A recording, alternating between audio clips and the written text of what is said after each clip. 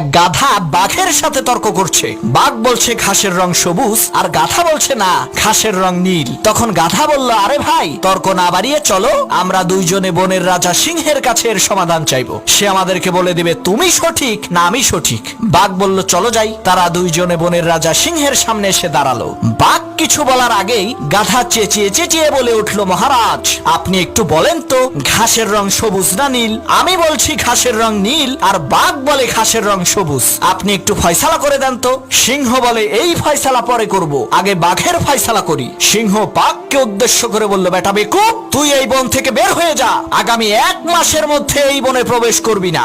বাঘ বলল, মহারাজ, আমার কোন অপরাধের কারণে আপনি আমাকে এত বড় শাস্তি দিচ্ছেন? তখন সিংহ বলল, বেটা, তুই হইলি শক্তিশালী আর বুদ্ধিমান প্রাণী, তোর গর্জন শুনলেই তো গাধার লুস মোশন শুরু হয়ে যাবে। তুই কেন এই অশিক্ষিত মূর্খ গাধার সাথে তর্ক করে সময় নষ্ট করতে গেলি?